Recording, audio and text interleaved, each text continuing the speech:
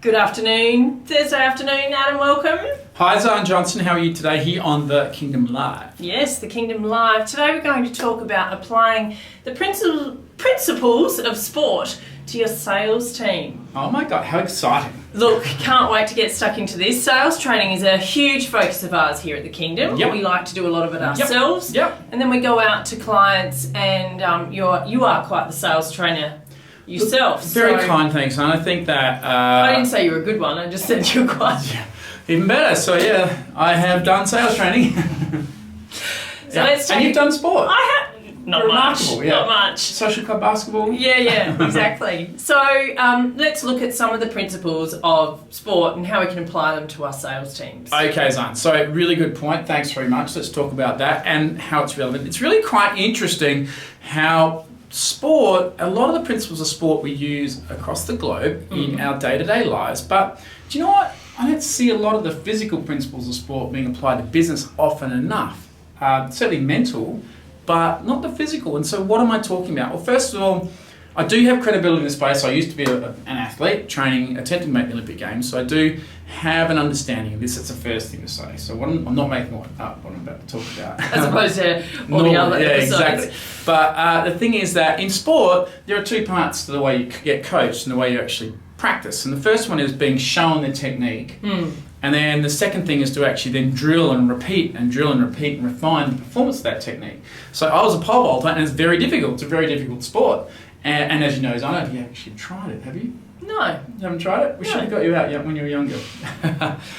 So being a pole vaulter, we used to get shown the very difficult parts of the technical side of the event and study up on that and become experts at that. And then from there, we would go ahead and train every single 13 times a week. And so the process of repetition made us eventually pretty good. And so now when you apply that to business, how many times have you been in a training session where you kind of show on something once and that's it?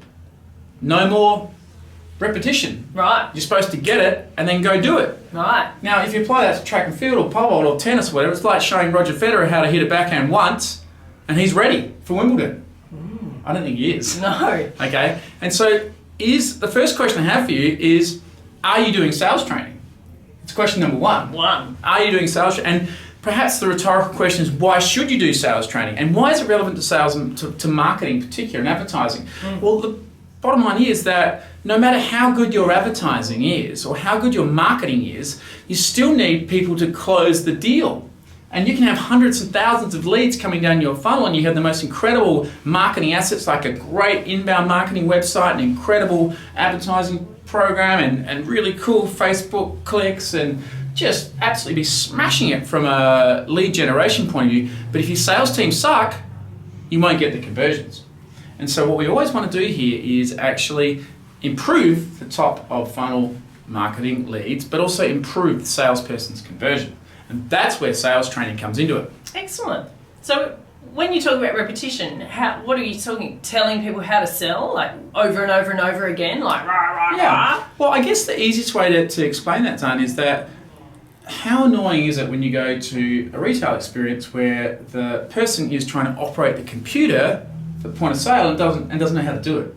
Doesn't know how to work it, or they're struggling with the buttons, or they're not confident with it. Really irritating, isn't it? Need to do a refund, I've got to get the manager. Yeah. It's like, can't you just use your tool? Too hard. And so what we're talking about here is, sure, show the person how to use the computer once, how to use the software once.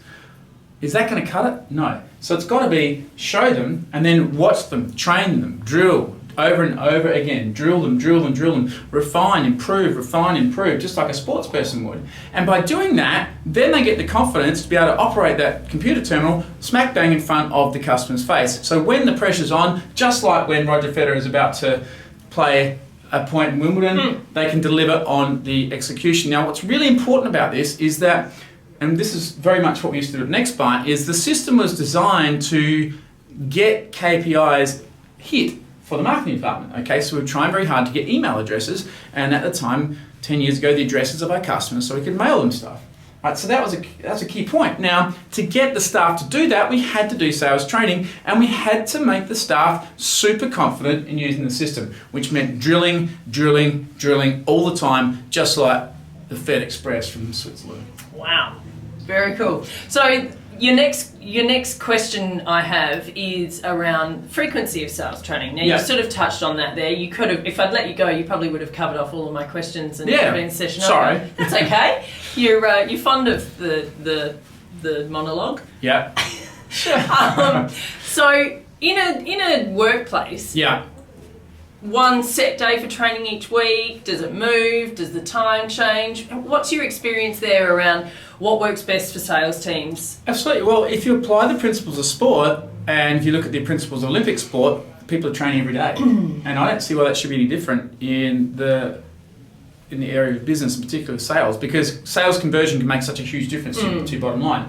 And so, because you're part of the Next Bite experience, we train 4 days a week, and we made sure that there was lots of different information being drilled and practiced. So I would, in that situation with the sales team, I'd be looking at minimum 2 to 3 times a week, because there's many things that you can be training on, educating and then drilling, educate and drill. And so when you consider the things a salesperson needs to know, there's a huge amount of information. You need to have an understanding of the marketplace, you need to understand your competitors, you need to understand the features and benefits of your product, you need to understand contract law, you've got to understand things about warranty, delivery processes, inventory systems, how, what, when, all these different things. And so there's a huge amount of information a salesperson is needing to know. So much so, I'm a big believer that there should be a university degree for salespeople. Absolutely should be a university. Why there isn't? Everybody loves salespeople because they make money for organisations. So why on earth is there not a university degree? I'll let you people at the universities work that one out, but there definitely needs to be one. Excellent. So getting back to the point, a couple of times a week at least. And a lot of businesses send their people off to a conference, once a quarter, job done, don't do any sales training, and then say, marketing's failing. No, salespeople fail. I think it's really important for the staff too, because it shows an investment in them. Yeah. So to pouring that knowledge into your staff and really investing the time is quite empowering as a staff member, and it also shows that you're prepared to develop them. Everyone's after professional development. Absolutely. And one of the things that happens when you do sales training all the time is that you flush out the systems that are not the right systems. You actually discover more about the organisation that you didn't perhaps know as a manager. So particularly now with the power of the CRM, the HubSpot free CRM, I can't believe it's free, super powerful tool. It's just one of a many growing number of really good cloud-based sales tools.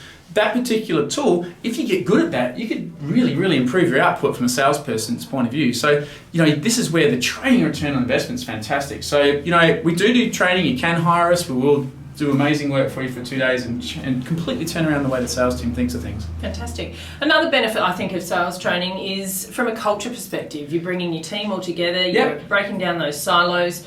Sometimes you can be locked away in your office and not actually ever come together with the people from warehousing or marketing or sales. So we talk about it with our sit down and do the Q&A, get together really and write those Q&As out. Absolutely. And it is surprising the things so what Zan's talking about their viewers is the ability for you to ask your sales team, have the marketing team ask the sales team so they can understand exactly what questions are being talked about at the coalface every day. Yeah. Excellent. Fantastic. Very good. So there you go. There's the principles of sport applied to sales training within your organisation. App of the day. I've got this one. You don't need to worry about it. It's this dawned on me last night. It's something I use every day, and I don't think that we've talked about it anywhere near enough. It's Sales Pro, which is available. Oh yeah, love it. Are you mocking me? Oh, kind of.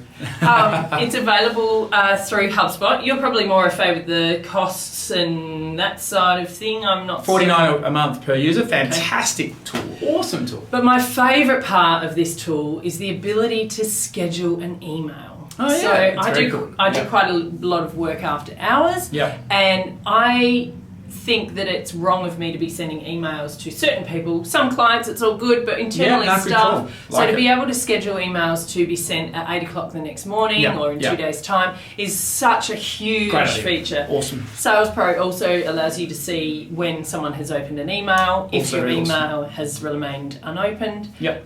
So there you go. Plus templates, documents. Oh yeah. Yeah. There's so many features. And meetings. So the ability to send a meeting link which allows people to actually pick a time that suits your diary best so they can choose the time. So it removes this whole, what time should you meet things. A really, really cool part of the platform. Yeah, it really is. So check it out on the HubSpot website. Fantastic. Thanks for joining us today. If you'd like to see any of our previous episodes, you can do that at our website, which is thekingdom.com.au/the-kingdom-live. We have a great section on the sales training that Adam is able to deliver for you. Yeah. So head to our website and check it out. See you later. Bye.